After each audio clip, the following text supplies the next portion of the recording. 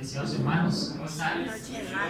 Qué bueno ver la iglesia así de nutrida, así de llena un lunes. Me sorprende bastante que si es por las manifestaciones, que sigan. Entonces, si es por la fidelidad de ustedes, gracias por venir.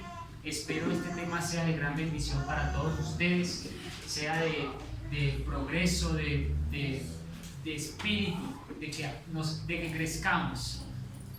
Hay visitas en nuestro medio que nos acompañen por primera vez, pueden alzar sus manitos sin ninguna pena. Vienes por primera vez, bienvenida. Bienvenida. Señora. Por segunda o tercera vez. Ah, bueno, bienvenida, muy bien. ¿Alguien más? Ya nos conocemos bien.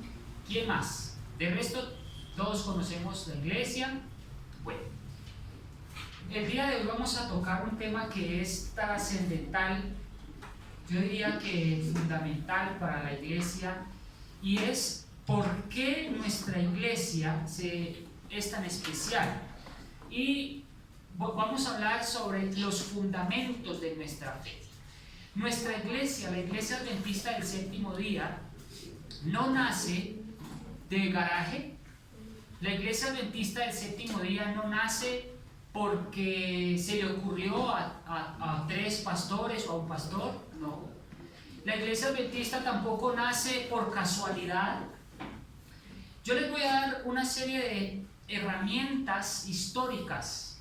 Les voy a dar una serie de herramientas, unas evidencias históricas, si ustedes van a determinar por qué la Iglesia Adventista del Séptimo Día decide de alguna manera desprenderse de la gran iglesia madre, la iglesia comúnmente llamada madre, la Iglesia Católica. Yo les voy a dar unas evidencias históricas rápidas de la iglesia, algunas evidencias de la Iglesia Católica y cómo la iglesia fue perdiendo su primer amor, la Iglesia Católica, y por eso la Iglesia Adventista no tiene ningún vínculo con la Iglesia Católica, porque decidió desprenderse, decidió divorciarse completamente de la iglesia y de sus doctrinas. No compartimos ninguna de sus doctrinas, ya vamos a ver el porqué. La iglesia se ha caracterizado, la Iglesia Adventista del Séptimo Día se ha caracterizado por ser restauradora de verdades. Nuestra misión no es otra sino restaurar verdades que han sido perdidas, que han sido olvidadas justamente por movimientos religiosos muy grandes. La iglesia, vamos a la siguiente diapositiva, la Iglesia Adventista del Séptimo Día es el único grupo protestante que ha logrado rescatar los valores y las propiedades del cristianismo primitivo. Ojo a eso. Eso es muy importante que lo sepan.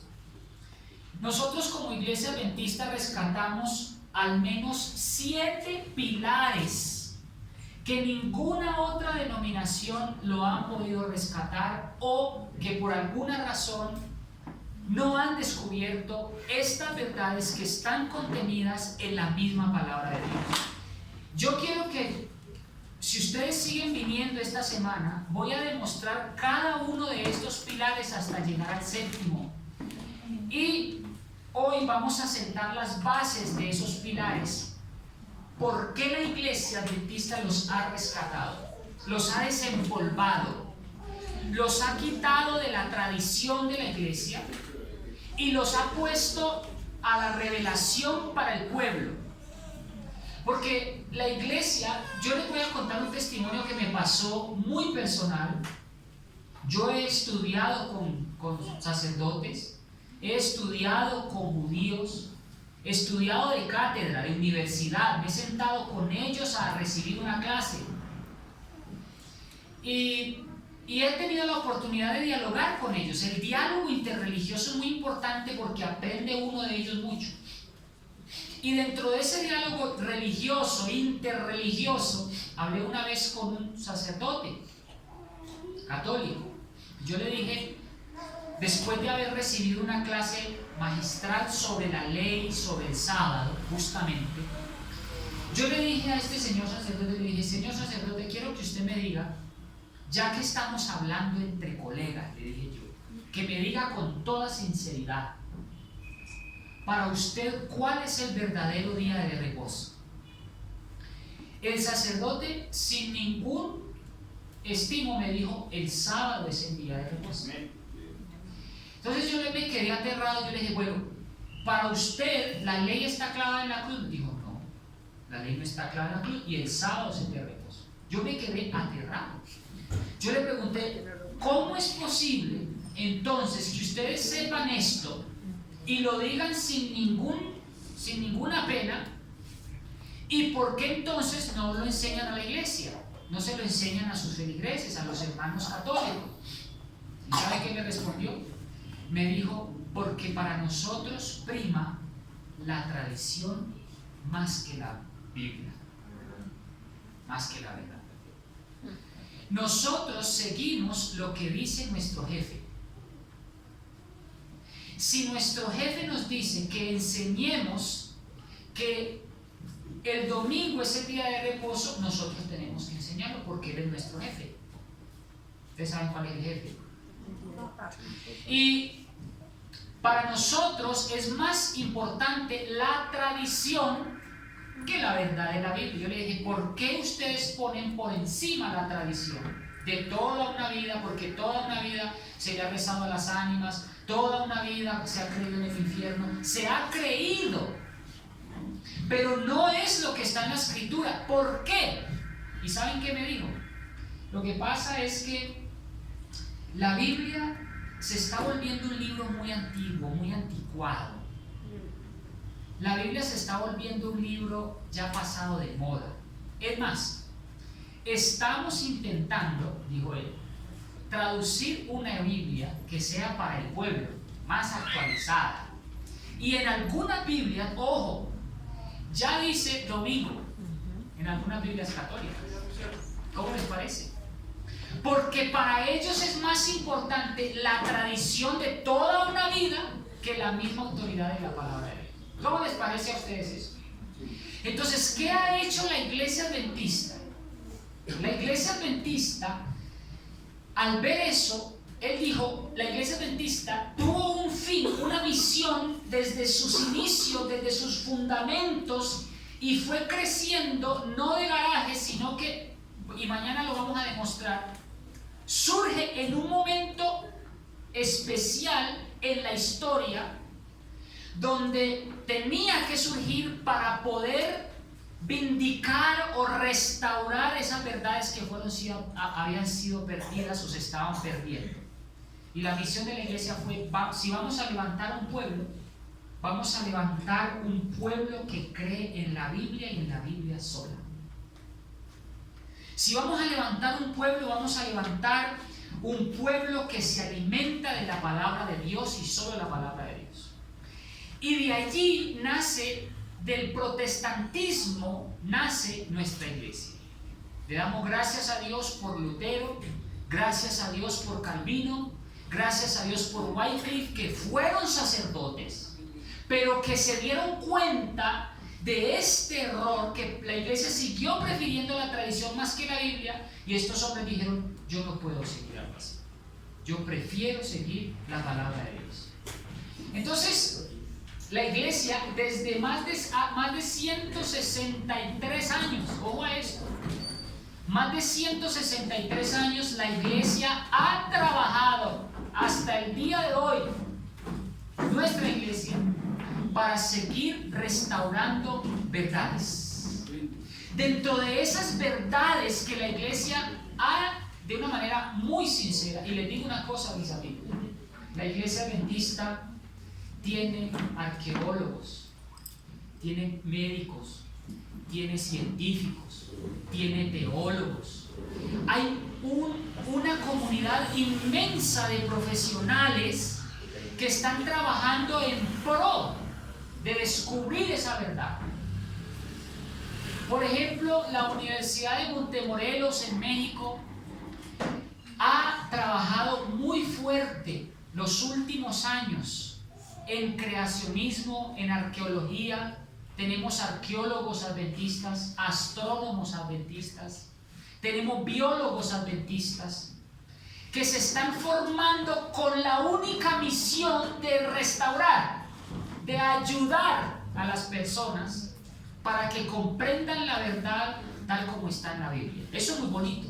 Hagan de cuenta que la iglesia es como una ONG que está trabajando por un bien común con profesionales de primer nivel para restaurar en la palabra de Dios verdades que están siendo olvidadas por la tradición. ¿Estamos entendiendo el punto? Muy bien. La iglesia adventista, por ejemplo, rescató el sábado primitivo de la iglesia cristiana. Por ejemplo, Dios guardó el sábado. Jesucristo guardó el sábado.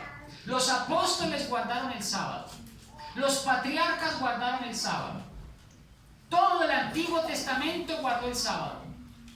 Entonces, si todos en la historia han guardado el sábado como día de reposo, ¿los cristianos son la excepción?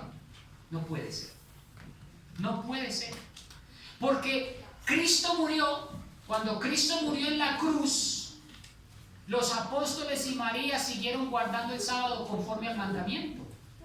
Entonces no fue clavado en la cruz como muchos cristianos piensan. O sea, la iglesia adventista lo que hace es sentar la lógica y decir, si todos los guardaron, si Cristo guardó el sábado, si 70 años después de la muerte los discípulos siguieron guardando el sábado, es nuestro deber como cristianos también continuar con esa verdad bíblica.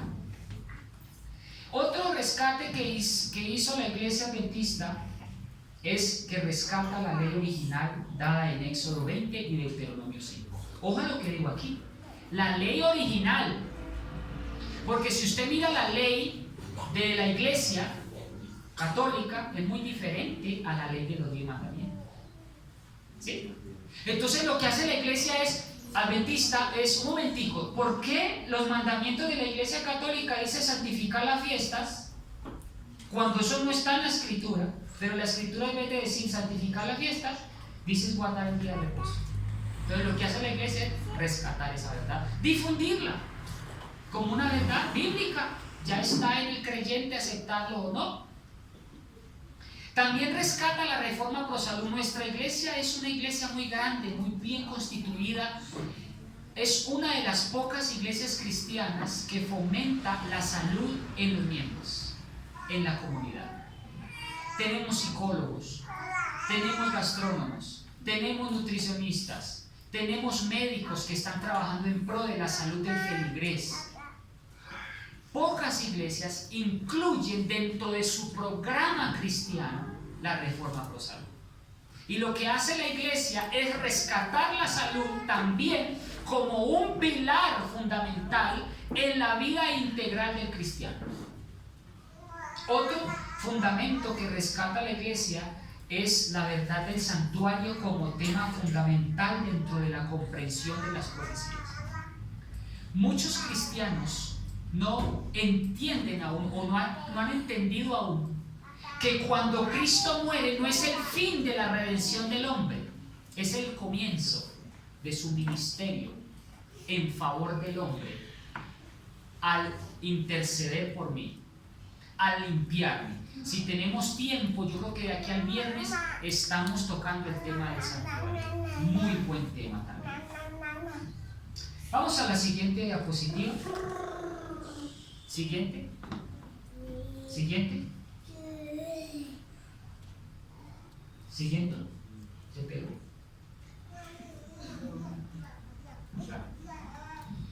Una vez la iglesia primitiva, yo quiero que ustedes se contextualicen en la historia. Cristo deja un grupo de creyentes que se llaman los 12 apóstoles. A partir de esos 12 apóstoles, la iglesia era primitiva. Cuando me refiero a la iglesia primitiva, es que la iglesia conservaba aún las raíces bíblicas, estudiaban la Biblia, guardaban el sábado, guardaban la ley, cuidaban de no tener dioses ajenos. Pero Cristo murió. Y al Cristo morir, deja a sus apóstoles, pero los apóstoles mueren también. La pregunta es, ¿cómo hacer para que se conserven las doctrinas de Cristo y de los apóstoles puras? Desafortunadamente, eso no duró mucho. Se fue corrompiendo. La iglesia primitiva se fue corrompiendo. Esa es una realidad. Se fue corrompiendo, ¿saben por qué? Porque cuando la iglesia primitiva es absorbida por la iglesia romana, los romanos son los que conquistaron la iglesia cristiana. ¿Sí sabían eso? La iglesia primitiva cristiana, ese pequeño grupito llamado Cristo y Apóstoles, la adoptó como iglesia oficial el Imperio Romano. El Imperio Romano. Pero resulta que estos imperialistas, estos reyes, tenían otras religiones. Ellos venían de otras religiones pasadas. Ellos creían en los babilonios, creían en los egipcios, en los dioses egipcios, creían en los medopersas. Pero resulta que Constantino, de un momento a otro, dice él que recibió una visión de una cruz y él vio en esa visión un emperador malo, Constantino, malo. No era cristiano ni nada, era de una religión X. Y ese emperador romano recibe una visión, un sueño. Y en ese sueño recibe la visión y que le dice una voz: con esta cruz vencerás. ¿Cómo le parece? Él se quedó atónito. Él dijo: ¿cómo así? Como era emperador, él dijo: quiero saber si en el mundo hay una religión que crea en la cruz. ¿Eso qué es? Yo recibí una visión. Y sus fieles le dijeron: sí, señor, efectivamente. Hay un grupito allá de unos seguidores que se llaman cristianos. Y hermanos, Constantino a partir de ese momento adopta el cristianismo como religión oficial. Constantino acepta el cristianismo para sí, lo adopta para sí. Pero ojo, Constantino no renuncia a su religión pasada. Entonces, ¿qué hace? La mezcla. ¿Saben qué pasó? ¿Saben cuáles fueron las consecuencias de mezclar religiones paganas con el cristianismo? Empezaron a haber una serie de cambios muy drásticos. Por ejemplo, Constantino o el Imperio Romano creía mucho en la religión griega. Los griegos pensaban que había un infierno. Los griegos pensaban de que el alma no muere. Los griegos, con la filosofía griega, pensaban de que nosotros teníamos un alma, que cuando moríamos seguían volando y seguían penando. Entonces, ¿qué hace Constantino? Para declarar a todo el imperio por obligación, él dice: todo el imperio romano se va a convertir al cristianismo, porque yo digo, es un imperio real, es un edicto real, es un decreto. Entonces, los del pueblo aceptan el cristianismo, pero no de corazón. ¿Y ahora qué pasa con el pueblo? ¿Qué pasa con el pueblo ahora? Dentro de ese pueblo había multitud mixta. Habían de todas las creencias: griegos, medopersas, babilonios. Entonces, cuando empieza Constantino a leer la palabra de Dios y dice: ven, aquí dice que no se deben tener dioses. Aquí dice en la Biblia que el sábado es el día de reposo. ¿Qué vamos a hacer? Entonces, él empezó a introducir cambios de tal manera para que el pueblo los aceptara. Pero pregunto, ¿renunció a toda su religión? No. La empezó a mezclar. Hermanos, con la mezcla de todas las religiones, como quien dice, el cristianismo se permeó, se dañó completamente. Esa es la realidad. ¿Saben por cuántos años se dañó el cristianismo? Por 1260 años. 1260 años el cristianismo se dañó. Se borró, además, ¿saben qué? ¿Qué hizo la iglesia? No permitió que ninguno leyera la Biblia. Vamos a mirar, por ejemplo, lo que pasó. Una vez la iglesia primitiva se va alejando de Jesús, del Jesús histórico, resulta el establecimiento de la apostasía del poder papal. En el versículo, si miramos por ejemplo, 2 de Tesalonicenses capítulo 2, versículo 3, 4 y 7, dice que iba a venir un poder que efectivamente iba a corromper el cristianismo primitivo. Y Pablo en el versículo 7 dice que ese poder ya estaba obrando en los días de Pablo. El poder que estaba obrando en los días de Pablo era el imperio romano. Ahora, inclusive ya en la época apostólica ya se estaba viendo y avecinando lo que le esperaba a la iglesia primitiva de Jesús. Ahora, quiero que ustedes entiendan el concepto aquí. Si la iglesia se corrompe, si la Biblia se corrompió, se oscureció por 1260 años, ¿ustedes creen que Dios iba a dejar esa oscuridad para siempre? ¿Ustedes creen que Dios iba a dejar que la Biblia estuviera así de escondida y de oscurantismo para siempre? No, Dios tuvo que haber hecho un plan. Miren lo que pasó en el concilio de Nicea en el año 787 después de Cristo. Es aquí donde se instituye el culto a las imágenes, en el concilio de Nicea.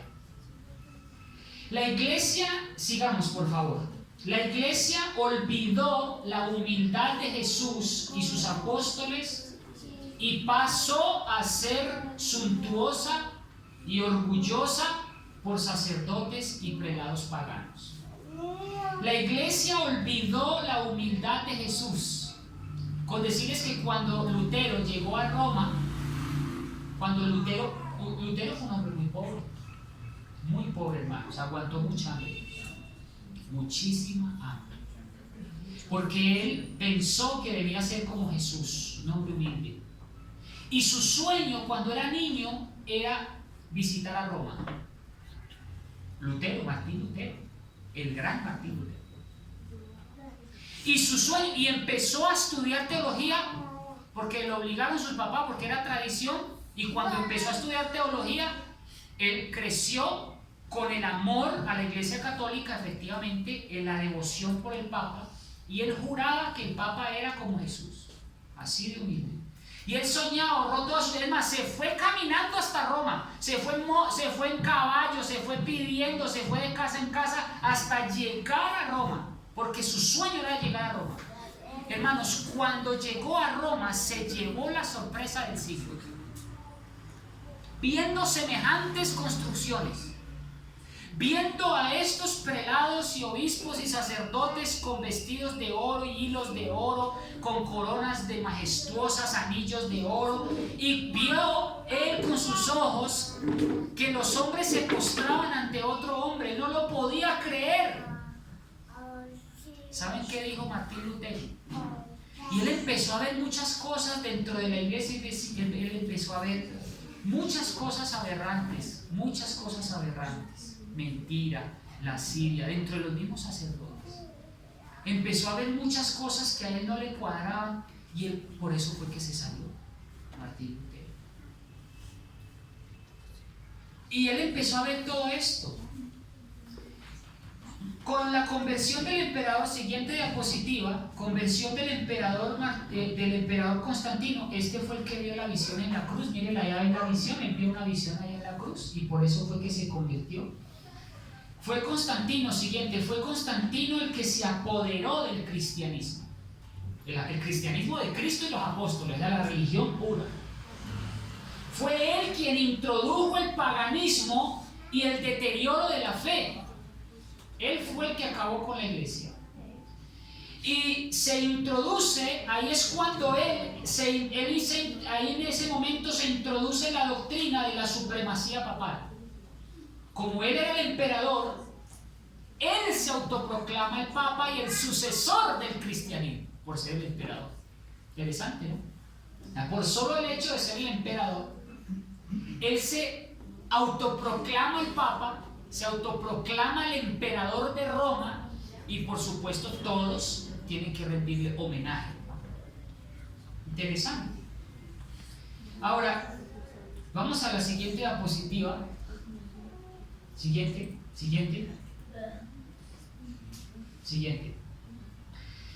Los romanistas se han empeñado en acusar a nosotros los protestantes de herejes y de habernos separado caprichosamente de la iglesia.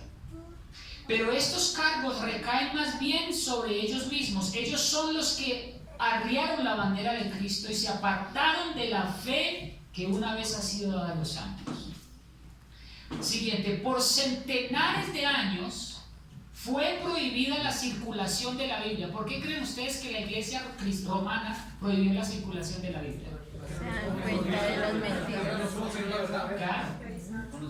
No, ellos no le... Hermanos, Dios bendiga a Lutero. Porque Lutero, ¿saben qué hizo? Vea, yo les digo, la iglesia católica cogió una Biblia y la amarró con cadenas por todas las 4 esquinas. Nadie la podía leer. ¿Y saben qué hacía Lutero todas las noches a la medianoche? Con una velita, levantaba lo que podía la tapita de la Biblia así. Eso estaba encadenado con lo que podía levantar. Imagínense cuánto le tardó a ese hombre traducir la Biblia así. Y cogía la tapita, la levantaba y con una velita aquí, mientras, yo no sé cómo hacía, mientras con una mano levantaba, con la otra velita y con la otra escribía. Y así fue como tradujo la Biblia vernácula del latín al alemán. Y gracias a él, y ahí fue cuando Lutero empezó a leer, él empezó a cuestionarse. Y dijo, ¿cómo es posible que la iglesia encadene la Biblia? Y empezó a leer la Biblia. Cuando empezó a leer la Biblia, destapó muchas cosas. Destapó la humildad de Cristo, destapó la humildad de los apóstoles, destapó verdades como la autoridad de la ley, destapó verdades como la no inmortalidad del alma. Y él decía, no lo puedo creer, porque entonces la iglesia me está enseñando algo que no es. Y ahí fue cuando él escribió 95 tesis y las puso al frente de la iglesia, y eso fue lo que lo catapultó para siempre. Fue un activista. Cuando yo estaba pequeña en la misa, de espalda. Se veían de espalda y en latín. Y en latín. Porque no les convenía de alguna manera mostrar esa verdad al pueblo. Entonces, aquí dice que Roma cambia la ley. Roma es quien cambia la ley. Roma es la que cambia el sábado por el domingo. Y les digo una cosa, hermanos. Muchas iglesias sin querer queriendo, siguen aún las enseñanzas de la iglesia católica, iglesias evangélicas. Por ejemplo, muchas iglesias evangélicas guardan el domingo pensando que el día del domingo es el día de adoración porque Cristo resucitó ese día. Pero eso no es una idea de la Biblia, es una idea que la enseñó la iglesia. Otra doctrina que muchas denominaciones aún tienen de la iglesia católica. Son muchas las raíces, como los efectos que dejó la iglesia o ha dejado la iglesia en las iglesias evangélicas. Por ejemplo, otra creencia que la iglesia heredó a las iglesias evangélicas, nosotros también somos evangélicos. Pero ya saben por qué nosotros somos diferentes, porque nosotros dejamos a un lado esa tradición y decidimos seguir lo que está solo en la palabra.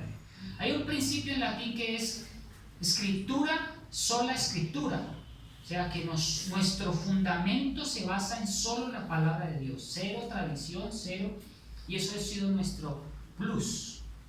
Por ejemplo, otra creencia que tienen las denominaciones que heredaron de la iglesia católica es que cuando uno muere sigue viviendo, que si uno fue bueno se va para el cielo y si uno fue malo se va para el infierno. Eso no lo dice la Biblia en ninguna parte. Eso es una tradición de la iglesia. Y que uno dice, ¿verdad? Eso dice la Biblia. Y uno dice, sí, señora, cuando usted estudia esto, ve, yo no sabía. Como a mí me enseñaron eso mis papás toda la vida. Como a mí me enseñaron eso. No se atreven o no se toman a la tarea gratis, porque la Biblia no le cobra a nadie por el que quiera estudiar. Nosotros tampoco cobramos por el que quiera estudiar la Biblia con nosotros de una manera libre, investigativa, porque tenemos profesionales en Biblia, doctores en teología, que se pueden sentar con ustedes y despejarles sus dudas, no con ninguna pretensión ni que usted se vuelva cristiano, se bautice aquí, no, simplemente conozca. Permítanos mostrarle lo que dice la Biblia sobre este determinado tema. Hay un dicho que dice: un libro no se puede juzgar por sus tapas. Uno dice, no, es que la Biblia es un libro antiguo. Ya leyó cuando dice en la Biblia: ama a tu prójimo como a ti mismo. Eso es un mandamiento antiguo. Eso es un mandamiento que ya quedó obsoleto. No. La Biblia es tan antigua, que fue escrita en ese periodo diferente, un periodo antiguo, pero es tan actualizada como hoy, para nosotros hoy, porque seguimos teniendo los mismos problemas de la humanidad. ¿Sí o no? Entonces, ahí es cuando la iglesia empieza a descubrir esas verdades y a renovarlas. Por ejemplo, a principios del siglo IV, el emperador Constantino expidió un decreto que hacía del domingo un día de fiesta pública en todo el Imperio Romano. Fue Constantino el que mandó un edicto por ser el emperador y dijo: pues todo el mundo adora al Dios Sol. Pónganle cuidado a esto, hermanos. Ojo a esto, que esto es muy interesante. Todo el Imperio Romano, como yo obligué a que todos fueran, es como si yo les dijera: yo soy el presidente y los ordeno, digamos, ustedes hacen todo lo que diga el rey. Yo soy un rey, ¿de acuerdo? Y yo les voy a decir de ahora en adelante: mis amigos, de ahora en adelante van a adorar al Dios Sol. Porque yo lo digo. Hagan el favor y se arrodillan todos aquí. Y todo el mundo le tocó, porque si no, para la horca. Entonces, como ya fueron convertidos, resulta que esos convertidos creían sus cosas. Entre esas, ellos adoraban al Dios Sol. Entonces Constantino dijo: bueno, ¿cómo hago yo si en la Biblia dice que no se puede adorar al Dios Sol? Miren esto. En la Biblia dice que uno debe adorar es al Dios verdadero y al único verdadero. Y Dios dejó un día de reposo que es el sábado. Pero yo creo que esta gente no va a adorar, no va a seguir eso. ¿Qué vamos a hacer? Reunión, concilio. Te lo estoy resumiendo así súper fácil. ¿Y saben qué dijo? Pues para que la gente siga adorando un día, pues ya vamos a dejarlo que adore el domingo. ¿Saben qué significa el domingo? El día del sol. Es más, en inglés la palabra domingo es Sunday. Sunday en inglés significa día del sol. ¿Cómo les parece? Pregunto, ¿el domingo es el día de Dios o el día del sol? El día del sol. ¿Y si es el día del sol, es el día de Dios? No, el día de Dios es el sábado. Entonces uno dice, bueno, ¿y entonces a quién le creo? ¿A la iglesia o a la Biblia? Entonces ahí es cuando uno empieza a aceptar o la Biblia o la palabra del hombre. Muy bien. Siguiente. Resulta que el nuevo convertido, el pontífice, ¿usted sabe qué significa a propósito pontífice? La palabra pontífice viene del latín pontificex. Ponte viene de puente. El pontífice se cree tan importante en la tierra que él dice que es el puente entre Dios y los hombres. Por eso se llama pontífice. Pontífice es puente, que crea un puente, que él es el único puente entre Dios y los hombres. ¿Cómo les parece a ustedes eso? O sea, es decir, que el Papa se cree Jesucristo. Sí, señor. En el catecismo de la Iglesia Católica, ¿saben cómo se le llama al Papa?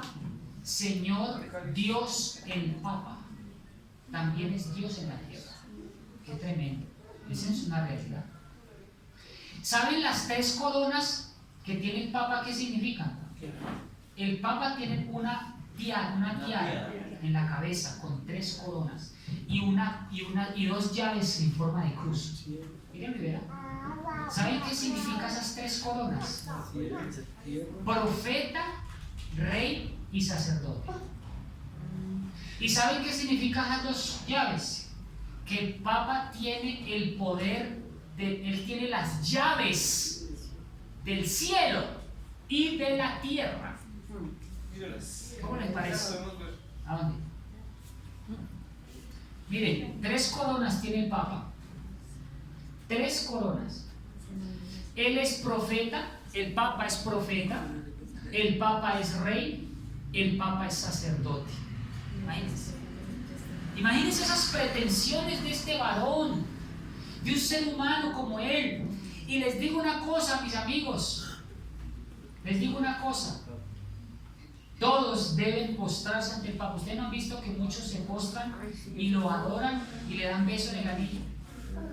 Hermanos, ¿por qué hacemos algo así? Esa es la Iglesia Católica. Entonces no está bien, no es bíblico. Entonces el pontífice se valió de paganos semiconvertidos, de prelados ambiciosos, de eclesiásticos amigos del mundo. Convocábanse de vez en cuando grandes concilios en sus reuniones y se reunían los dignatarios de la iglesia de todas partes del mundo. Casi en cada concilio el día de reposo que Dios había instituido era deprimido un poco más, en tanto que el domingo era exaltado en igual proporción. En el siglo VI el papado concluyó por afirmarse. El asiento de su poder quedó definitivamente fijado en la ciudad imperial, cuyo obispo fue proclamado cabeza de toda la iglesia. Entonces empezaron a correr. ¿Sabe por cuántos años duró la Iglesia Católica dominando, matando, acribillando, haciendo lo que quisieron? 1260 años. Eso se llama la época del oscurantismo. Hermanos, la Iglesia Católica le sacó los ojos a los científicos más extraordinarios de la Tierra. Quemó sus investigaciones, acabó con científicos, le sacó los ojos a Galileo Galilei. ¿Saben qué hizo un obispo de ellos? Lo pueden mirar en la historia. Un obispo católico, ¿saben qué hizo?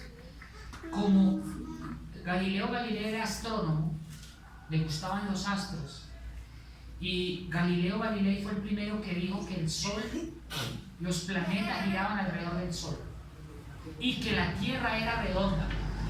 ¿Y saben qué hicieron los católicos? Con todo respeto, no estamos hablando y respetando a los hermanos católicos, los llamaron de hereje, le sacaron los ojos, lo pusieron en medio del patio de su casa encadenado. ¿Y saben qué le decían? Vamos a ver con qué ojos vas a ver las estrellas. Imagínense, qué pesado. Quemaban vivos a los cristianos que se rebelaban contra Roma.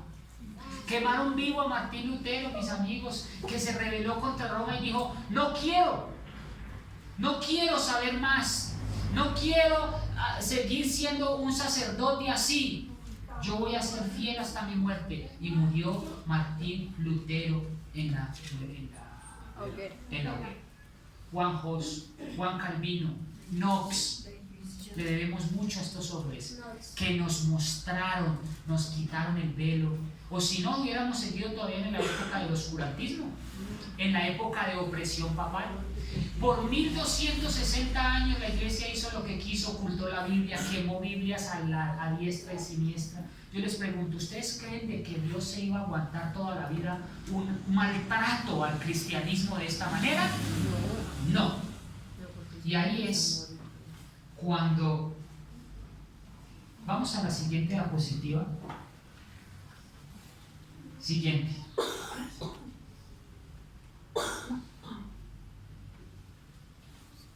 Siguiente. Si ya lo explicamos. Ahí le pega la aguja al computador. ¿Cómo les ha parecido hasta aquí? Un tema ladrilludo, pero muy interesante. Buenísimo. ¿Qué hacer entonces?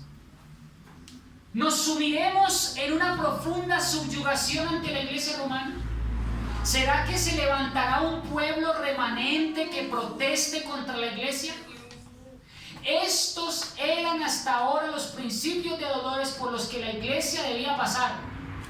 ¿Qué movimiento rescataría al final este paganismo? ¿Qué movimiento induciría a restaurar la verdad echada por tierra? ¿Será un movimiento profético o una iglesia de garaje la que nos devolverá la religión de Cristo? Estas preguntas las resolveremos nosotros mismos en el siguiente capítulo. O sea, venga mañana.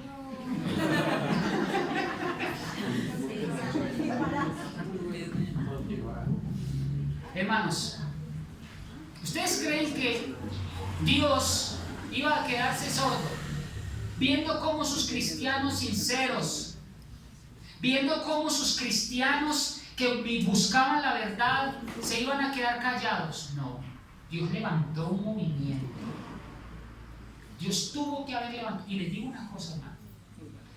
Si usted cuenta en la historia del 538, 1260 años que duró Roma, el poder romano duró hasta 1798. Tenía que surgir un movimiento después de ese periodo que restaurara la verdad completa del cristianismo primitivo. Solo hubo 3 movimientos en el planeta Tierra que restauraron, trataron o intentaron restaurar la verdad. De esos 3, solo uno ha tratado hasta el día de hoy de restaurarlos completos o en la mayoría o su totalidad. ¿Ustedes quieren saber quiénes son esos 3 movimientos que intentaron restaurar la verdad que surge del cristianismo protestante? 3 movimientos. ¿Saben por qué nosotros los cristianos nos llamamos protestantes? Porque protestamos. Protestantes, por ejemplo, los muchachos que están hoy ahorita haciendo huelgas y manifestaciones, ellos son protestantes. Protestantes contra el gobierno colombiano. Son protestantes. Los otros somos protestantes del movimiento, de un movimiento político que nos estaba dejando secos, que nos estaba matando y ultrajando. Entonces los cristianos dijeron: no más, vamos a levantarnos en contra de estos hombres que nos quieren subyugar. Y la pregunta es, ¿sabe cómo considera la Biblia, cómo llama la Biblia al poder romano? Como un poder, como un monstruo, como una bestia de hierro que desmenuza. Dios no encontró en el reino animal un animal que describiera a Roma y el daño que le ha hecho en la historia de la humanidad. Ahora imagínense un movimentico que se levante protestando contra este gran movimiento. ¿Será que iba a prosperar? No. Pero hubo 3, solo 3, que lo intentaron y están vivos hasta el día de hoy. ¿Quieren saber cuáles son? Vengan mañana. Quiero invitar al hermano, mi hermano no, ya el hermano me echó. Mi hermano ya me echó, ya apagó el televisor, ya el primera vez ya no está pagando las luces y todo. No, quiero terminar con esto, hermano, si me lo permiten. Qué pena, ¿eh? Como está diciendo que vengan, pues. Yo no quiero terminar con... Vamos a adelantar, yo le digo hasta dónde. Lo que hizo la iglesia por 1260 años, rápidamente, más. Eso ya lo explicamos. Más. Yo digo hasta dónde. El computador. Siga. Sí. Siga.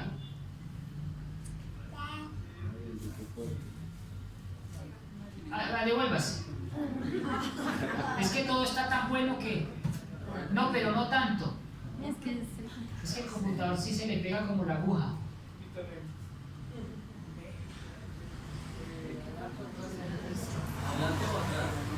Vamos a... Adelántese, más bien. Adelántese. Miren ahí. Eso, por ejemplo, es un ejemplo de lo que hizo la iglesia en la Inquisición En Cartagena todavía hay uno. Hay una iglesia, la iglesia de la Inquisición en Cartagena. Todavía hay muchas de estas cosas. Todas estas personas que ustedes ven ahí eran cristianos que se rebelaron contra la iglesia. Ah, se va a rebelar contra la autoridad de Dios el Papa. Tome. Fue terrible. Los desmembraban, los ponían en la hoguera. Imagínense que el Coliseo romano, sabe que era tan terrible. Voy a ponerles unos ejemplos así rapidísimos.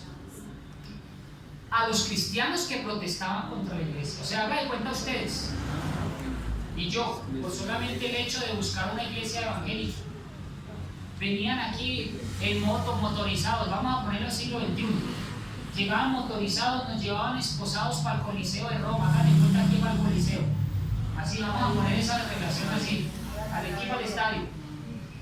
Traían a todos para que fueran espectáculo, nos ponían en la mitad, digamos, nos pondrían en la mitad del estadio, de la cancha, y soltaban leones que no comían hace meses y los tiraban para que nos desprezaran y nos devoraran y nos comieran vivos. Eso era una ley. Le voy a poner otro ejemplo. Ponían, hermano, y eso lo hizo la iglesia. ¿Saben qué hacía la iglesia? Sillas a todo calor, de hierro, rojas, y ahí sentaban al cristiano. ¿Cómo les parece? Vamos a adelantarnos rápidamente, vamos a adelantarnos más. Ya como que viene la chusma. Sí, bueno, ojalá sigan derecho. Ahí, siga, man. Siga. Ahí. 3 movimientos. Con eso termino, con esto. 3 movimientos se levantaron en 1798. Los mormones, los testigos de Jehová y los adventistas del séptimo. Tendremos que buscar en esos 3 movimientos cuál de los 3 restaura la verdad de la manera más completa posible. 3 movimientos. Miren, hermanos, también el diablo como es de astuto. Él trata de levantar dentro de lo verdadero lo falso. Él levantó, se levantan no 1, 3 movimientos. Y dejan a la persona, ya la dejan a uno como loca. Bueno, ¿y ahora yo qué hago con estos 3 movimientos protestantes? ¿Con cuál me voy? Y han existido hasta el día de hoy. Yo les voy a mostrar mañana por qué la iglesia adventista ha restaurado más verdades bíblicas que ninguna otra. Gloria a Dios. Por eso soy adventista, hermanos. Porque a mí no me están pagando por decir esto. Yo lo hago con mucho amor. Yo estoy en este movimiento porque me ha enseñado lo que soy, me ha educado, me ha mostrado. Y yo los quiero invitar para que le den la oportunidad a esta iglesia, ya que usted llegó hoy aquí, denle la oportunidad, no pierde nada con estudiar esta religión. Antes gana conocimiento. Puede estudiar las 3 si quiere. Puede estudiar con total libertad. Y usted se va a dar cuenta, con la ayuda del Espíritu Santo, cuál es la que más se acerca a las realidades bíblicas. Yo he estudiado, yo soy teólogo, yo estudié las 3, una por una, de la manera más imparcial posible. Y yo fui sincero, y le dije: Dios, yo quiero que me muestres la verdad. Yo quiero estar en un movimiento que me muestre lo más integral posible, porque yo quiero seguir. Yo no quiero estar en esa religión que ha distorsionado la Biblia por toda la vida. Yo no quiero estar ahí. Y me puse, hermanos, a estudiar las 3. Hermanos, y les digo nuevamente, a mí nadie me pagó por decir esto. Le doy gracias a Dios que aquí estoy, amén, aquí me quedo y aquí me muero. Amén. En esta ley de nuevo. escuchen nuestros argumentos y decida al final por qué este movimiento es el movimiento remanente de Dios que lo intenta ser mejor cada día. Y nuestra responsabilidad es dar este mensaje al mundo que está pereciendo en la oscuridad. Que Dios los bendiga. Amén. Yo quiero orar por ustedes, amigos hermanos. ¿Cómo les pareció el tema? Vengan mañana porque se pierde la continuación. Hagan lo que tengan que hacer. Si tienen que pagar el día, páguenlo, pero vale la pena. Hermanos, gracias por venir. Gracias por separar el momento, porque la iglesia prácticamente está llena. Gracias. Y espero que esta iglesia siga así de juiciosa toda la semana. Vengan tranquilos que aquí les garantizamos el pan con el chocolate. Pero vengan. Que Dios los bendiga. ¿Cuántos quieren que oremos esta noche?